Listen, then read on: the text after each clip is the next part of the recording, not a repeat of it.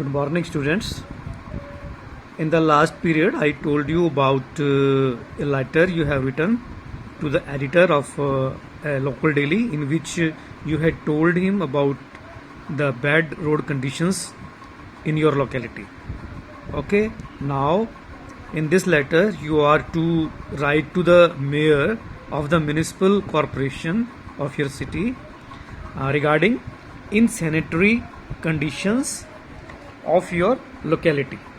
इसका मतलब क्या है? उसका मतलब था कि आपने जो आपके लोकेलिटी की सड़कें ख़राब हैं उसके बारे में आपने एक अखबार में एडिटर को लिखना था, ताकि कंसर्न्ड अथॉरिटीज़ का उसकी तरफ ख्याल जाए और वो स्टेप लें उसको ठीक करने के लिए. यहाँ आप डायरेक्ट अथॉरिटी को लिख रहे हैं जिन्होंने इस काम को करना है, इन सैनिटरी कंडीशंस को कंट्रोल करना है. अब इन सैनिटरी कंडीशंस क्या होती हैं? वो कंडीशंस जो गंदगी को दूर करती हैं आपकी लोकेलिटी में. ठीक है, आपकी जो कंडीशंस पैदा होती हैं गंदगी से और पानी से और जो बीमारी फैलती है उसकी वजह से, उन चीज़ों को कंट्रोल करने के लिए आप लिखेंगे. ठीक है, तो यहाँ जो आप लिख रहे हैं, यहाँ मेयर को लिख रहे हैं म्युनिसिपल कॉरपोरेशन के. इसके अलावा यही चीज़ अगर डिस्ट्रिक्ट हेल्थ ऑफिसर को लिखनी है तो यहाँ पे सिर्फ मेयर की जगह डिस्ट्रिक्ट हेल्थ ऑफिसर और सिटी का नाम आ जाएगा. राइट, म्युनिसिपल कॉरपोरेशन में नहीं आएगा फिर. तो 7th में जो लिखना है वो डिस्ट्रिक्ट हेल्थ ऑफिसर को लिखना है ऑफ योर सिटी, और 6th वाले बच्चों ने द मेयर म्युनिसिपल कॉरपोरेशन को लिखना है. ठीक है, तो ये वाइस वर्सा भी आ सकता है. दोनों की तरफ अथॉरिटीज़ का नाम आपने ध्यान से पढ़ना है कि किसको लेटर लिखना है, उसी हिसाब से आपने लेटर लिखना है. Right, in the last letter few students have done little mistakes. I have written this myself so that I can tell you better how to write in the examination sheet or in your notebooks. Right, now this is the address told in the statement itself that you reside here, you are living here. So you are to write like this: your house number, your sector or locality, your city. So you are to write in the continuous lines. There is no spacing between this line. Then you have to write one blank line.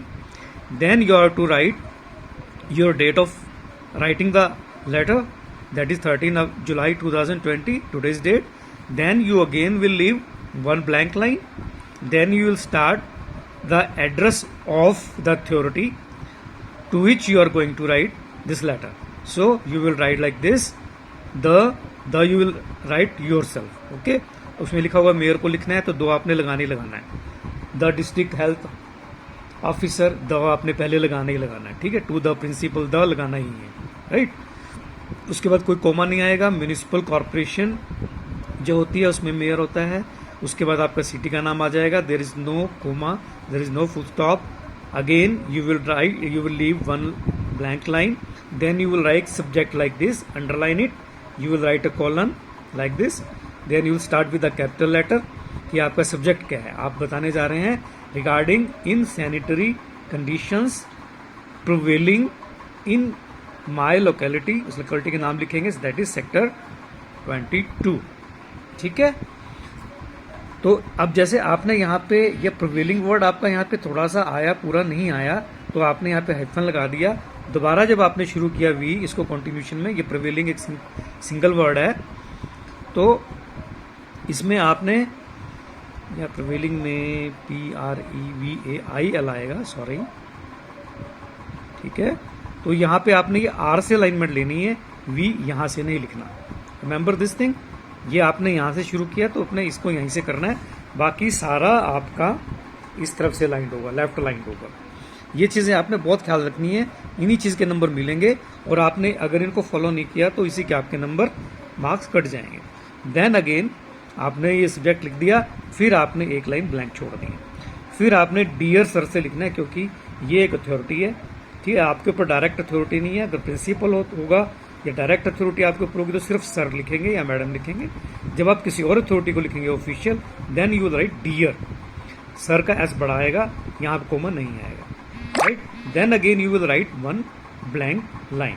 Okay, then you will start the first paragraph of the body of your letter.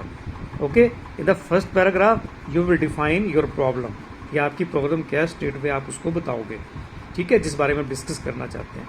Then again you will close your right something else about your problem, leaving one line blank between, यहाँ पे paragraph खत्म हुआ आपका, ठीक है। Then again you will start other paragraph leaving one line blank in between. I am telling you first the format so that you can remind it. Then you will end this letter here. Then you will again leave one line blank.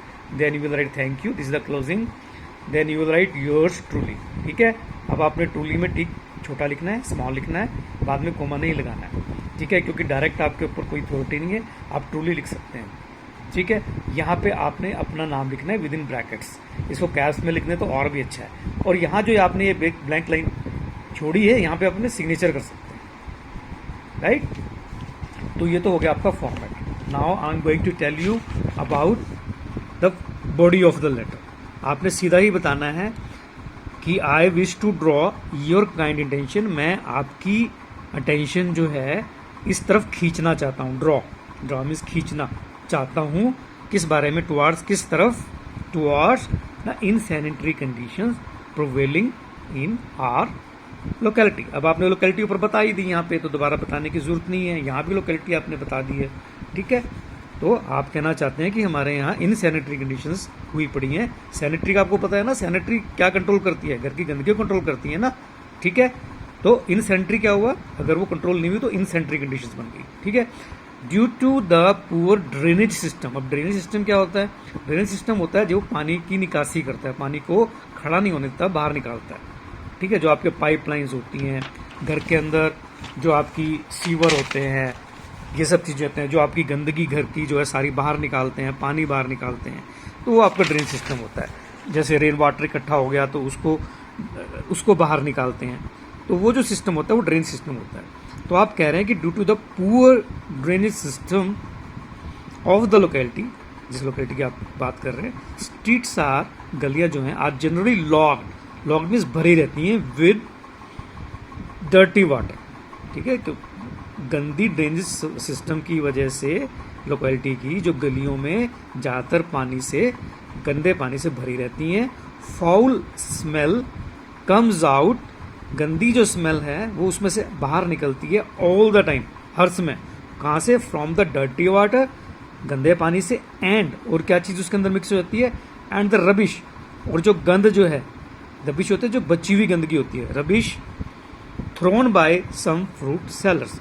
कुछ रेडी वाले फल वाले आते हैं, वो गंदगी वगैरह जो अपने गले सड़े फल हैं वहाँ फेंक देते हैं, पानी वहाँ पे ऑलरेडी खड़ा होता है, और वो जो मिलके जो डेब्रिज या गंद बनता है उसमें से स्मेल आती है, ठीक है।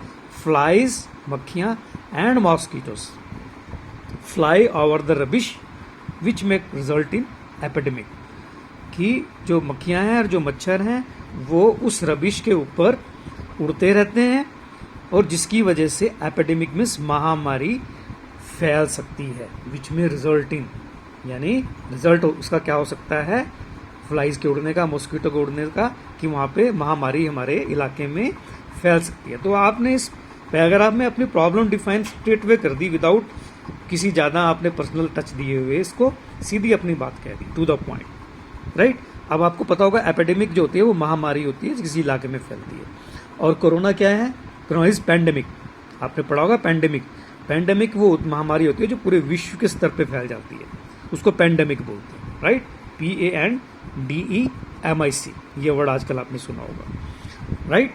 देन आपने प्रॉब्लम डिफाइन कर दी, फिर आप क्या रिक्वेस्ट करेंगे, आई कोमा देयरफॉर, इसलिए, मैं इसलिए रिक्वेस्ट करता हूँ आपको, टू काइंडली पे अटेंशन, कि ध्यान दें, कृपया ध्यान दें, टू दिस कंडीशन, इस कंडीशन की तरफ, एट द अर्लीस्ट, शीघ्र अतिशीघ्र, जल्दी से जल्दी, एंड टेक, और क्या करें, एंड टेक सुटेबल, सही जो आपको है, रेमेडियल मेजर्स। रेमेडी क्या होता है, रेमेडी REMEDY वर्ड होता है, जिसका मतलब होता है इलाज, ठीक है।